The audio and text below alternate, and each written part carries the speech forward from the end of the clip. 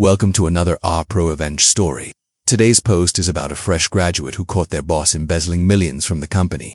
What started as a hopeful beginning quickly turned into a wild ride of uncovering fraud, plotting revenge, and standing up for what's right.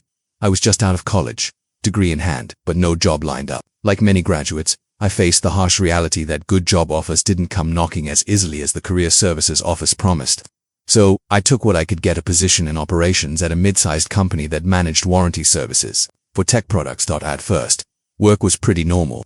The office buzzed with the typical energy of people grinding through their tasks. I liked my role.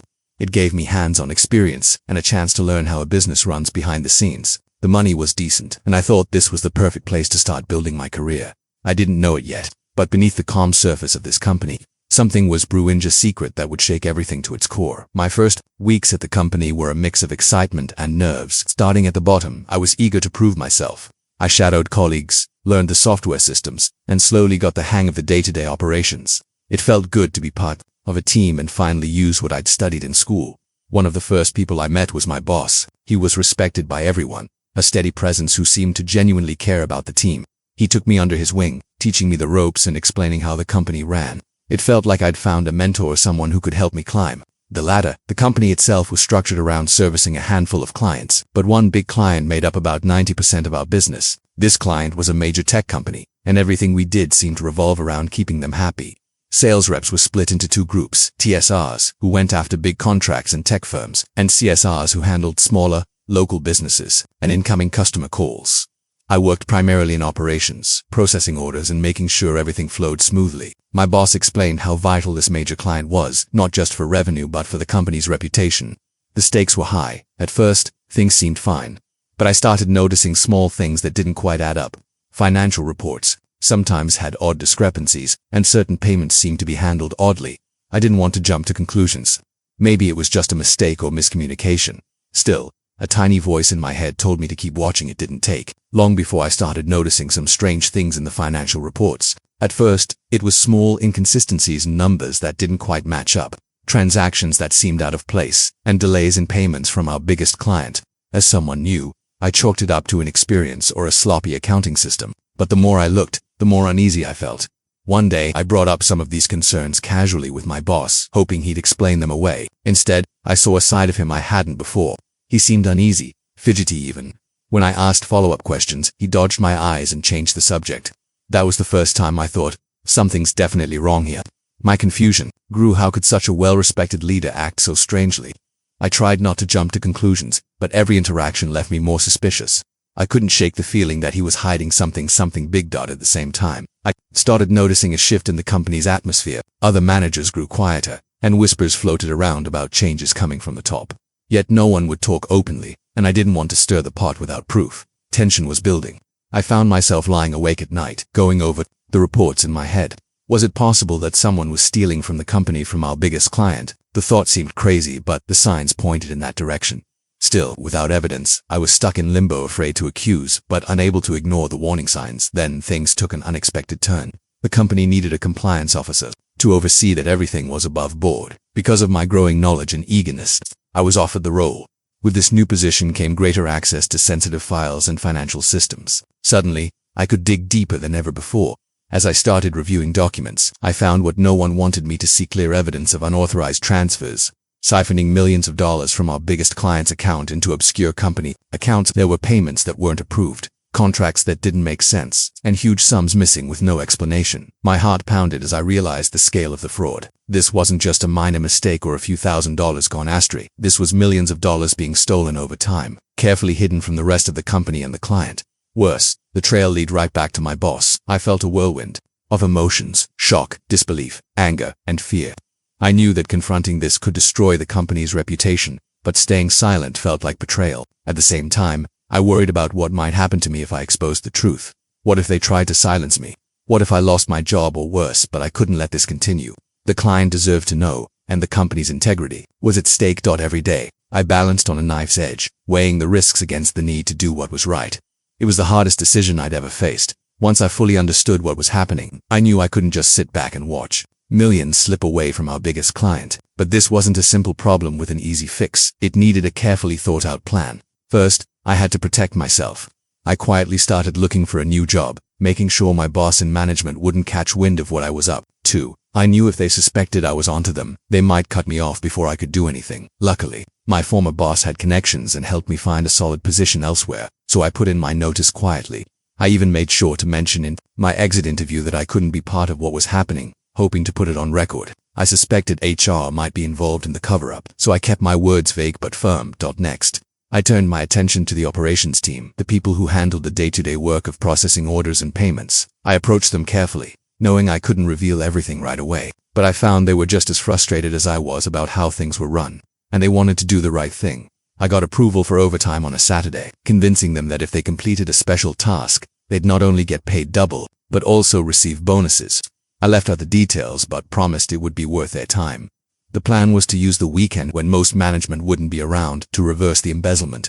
We would identify the stolen funds and reroute them back to the client, correcting the records and setting things right. It was risky, but I had to trust my team and hope the higher-ups wouldn't notice until it was too late. Everything depended on timing and secrecy. One wrong move could ruin the entire operation and put me and everyone involved in danger. But if it worked, it would expose the corruption and make sure the client got what was rightfully theirs. Saturday morning came, and the operations team showed up early, still a bit skeptical about what they'd been asked to do. Some were worried about staying late, and others questioned why this task needed to happen on a weekend. But the promise of overtime pay and bonuses kept their spirits up.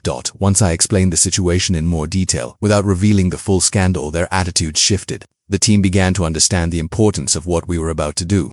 The energy in the room changed from reluctance to quiet determination. We spent the entire day going through transactions, tracing where the money had been diverted, and carefully redirecting it back to the client's account. It was a massive task that required focus and precision to avoid raising any red flags in the system. Throughout the day, the tension was palpable. Every click and approval felt like walking a tightrope.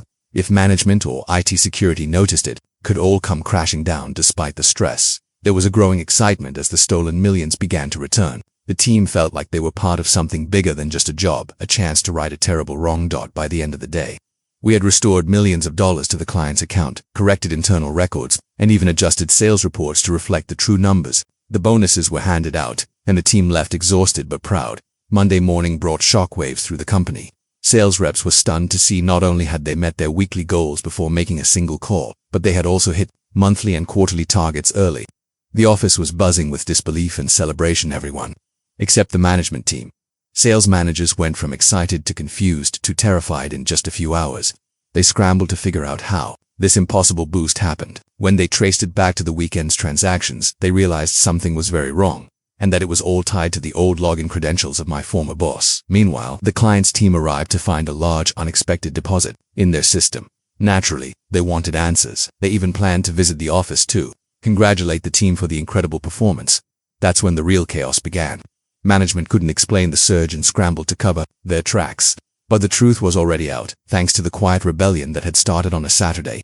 Monday morning started like any other, but the atmosphere in the office was far from normal. Sales reps flooded their emails and phones with disbelief our team had somehow hit record numbers overnight. The sales figures showed a sudden, unprecedented surge that made no sense given the lack of new calls or meetings. Everyone was buzzing. Some thought it was a system glitch. Others joked that maybe the company had discovered a secret sales hack. The excitement was contagious, but it wasn't long before management's mood shifted sharply. The managers were visibly rattled. They gathered in urgent meetings behind closed doors, pulling up financial records, cross-referencing transactions, and trying to figure out how the numbers had jumped so dramatically. They scrambled to come up with explanations to present to upper corporate and our major client, but no plausible story emerged. Meanwhile, the client's CEO surprised us all by announcing he was coming in person for a visit. The message was clear. The client was pleased with the turnaround but expected answers. His arrival brought even more pressure on the management team, who now faced the daunting task of explaining what looked like a financial miracle. The client's CEO walked through the office with genuine enthusiasm, praising the team's apparent success. He met with sales reps, shook hands, and even gave a few impromptu speeches about teamwork and dedication. His visit lifted everyone's spirits except for the company's management, who were sweating bullets. As the CEO's team began digging deeper, they uncovered something alarming. The sudden financial turnaround could be traced back to transactions authorized with login credentials belonging to our former boss, the very person who had been fired days before for personal reasons. The realization hit like a thunderbolt. Management understood that someone inside the company had manipulated the system, using the boss's old login to reverse the embezzlement. Panic spread among the executives as they realized the scope of what had happened, and that their carefully maintained cover-up was unraveling. The week moved quickly toward my last day at the company. I kept a low profile, preparing to leave quietly after having delivered justice in the most unexpected way. As I rode the elevator down for the final time, I was surprised to see the client's CEO step in. We exchanged brief nods before he pulled out his phone and made a call, speaking in low tones but with a serious intensity I had never expected from what I could overhear. It was clear the CEO was no longer displeased with the numbers. He was suspicious. His voice hinted at investigations being launched, legal counsel being contacted, and a deep dive into our company's books. After the CEO left, I knew things were coming to a head. The client didn't wait long before pulling their account early, sending shockwaves through the company's financial health. Lawsuits and formal investigations were underway, triggered by the client's demand for transparency and accountability. The management team, once untouchable, suddenly found themselves on the chopping block. Executives were fired, HR was overhauled, and a corporate cleanup effort began that would take months to complete. The board brought in outside auditors and legal experts to rebuild trust and repair the damage. As for me, I walked away with mixed feelings. The job I once loved was now a distant memory, but I had left knowing I'd done the right thing not just for myself, but for the company, the client, and the many employees affected by the corruption. In the end, justice was served quietly, but effectively, proving that even the smallest player can change the game when armed with courage and a plan. Looking back on everything, I realized just how risky the whole situation was. Exposing such a massive embezzlement and taking down a powerful boss could have destroyed my career or worse. But I knew deep down it was the right thing to do. The fear and anxiety I felt at times only made the victory sweeter. After leaving the company, I was fortunate enough to take a celebratory trip with some of the team members who had helped me pull off the plan. We visited a beautiful coastal town, laughing and sharing stories of the stressful months behind us. The client's CEO even sent a personal thank you note, expressing genuine appreciation for restoring their trust and their funds. This whole experience taught me something invaluable. Standing up for what's right isn't easy, but it's always worth it. Integrity and courage can make a difference, even in the darkest places. I hope my story inspires others who feel powerless in difficult situations to take action and believe that justice can prevail. I left that chapter of my life with a sense of self and hope for the future. There's always light at the end of the tunnel, even when it seems impossible. Sometimes you have to fight for it. Thanks so much for listening to this story from our Prorevenge. If you enjoyed it, please hit that subscribe button for more incredible tales of justice and payback. I'd love to hear your own stories of standing up and fighting back, so don't forget to share your experiences in the comments below. Stay tuned for the next episode, where we dive into another amazing story of revenge that you won't want to miss.